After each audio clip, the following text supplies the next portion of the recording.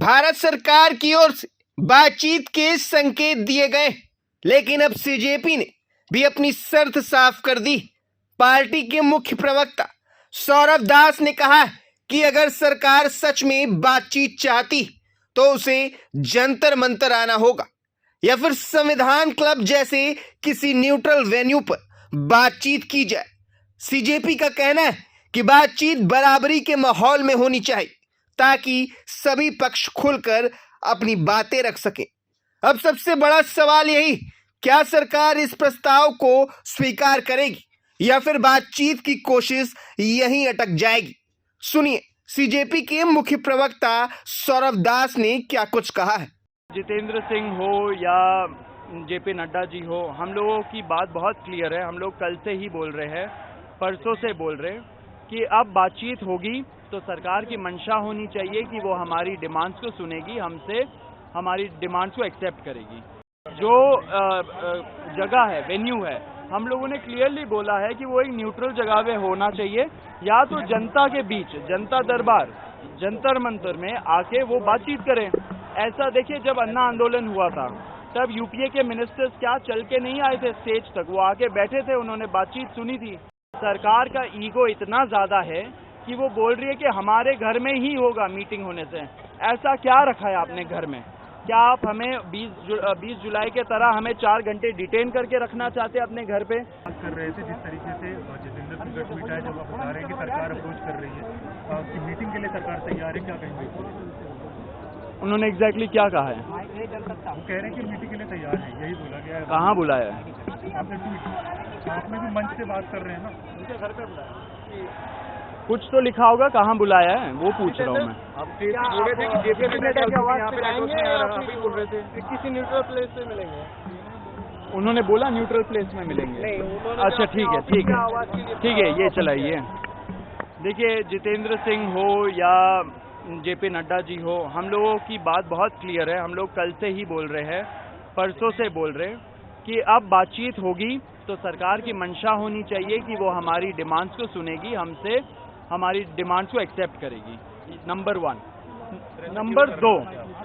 Number 2, जो जगह है, वेन्यू है, हम लोगों ने क्लियरली बोला है कि वो एक न्यूट्रल जगह पे होना चाहिए, या तो जनता के बीच, जनता दरबार, जंतर मंतर में आके वो बातचीत करें।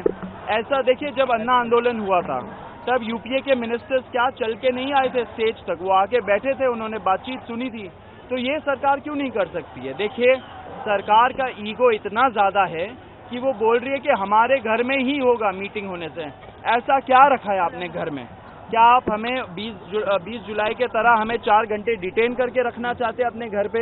देखिए, हमारा टाइम भी बहुत कीमती है, आपका टाइम भी कीमती है।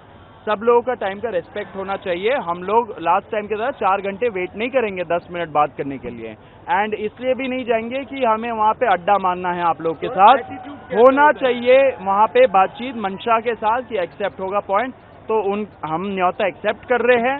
न्योता में एक कंडीशन यही है कि या तो जंतर मंतर या तो कोई नॉर्मल न्यूट्रल जगह जिसका कोई पॉलिटिकल एफिलिएशन नहीं है।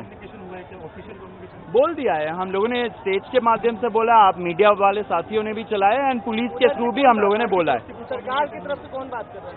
सरकार की तरफ से मोस्टली पुलिस के थ्रू ही आ रहा है। हम लोगों को डीसीपी, इंस्पेक्टर, इन सब लोगों के थ्रू मैसेज आ रहा है। जब 20 तारीख को आप लोग उनसे बात कर रहे थे तो उनका एटीट्यूड क्या आप लोगों के साथ रवैया था? देखिए, जेपी नड्डा जी 10-15 मिनट के लिए मिले, वो पूरा हमें 4 घंटा वेट करा के उन्होंने बोला कि हमारे सरकार में तो सब कुछ बातचीत से चलती है, तो आपका ये जो डिमांड्स है वो हम लोग चर्चा करेंगे, उस पर वो आश्वासन देते हैं। उन्होंने कोई कमिटमेंट नहीं दिया। एटीट्यूड क्या आपको लग रहा था कि दोस्तों नौजवान साथियों, देखिए, भारत माता की कोई आया है क्या? महबूबा मुफ्ती। अच्छा, हाँ, तो सरकार का मंशा मुझे पता नहीं क्या है, वो क्या सोच रही है। लाखों के संख्या में लोग यहाँ पे आए हुए हैं। सरकार को जल्द से जल्द डिसीजन लेना चाहिए, हम लोग की बातें मान लेनी चाहिए। देखिए ऐसा नहीं है, लोग भीड़ बढ़ती जा रही है, लोग आते जा रहे हैं, पीसफुल तरीके से प्रोटेस्ट होते जा रहे हैं, होना भी चाहिए।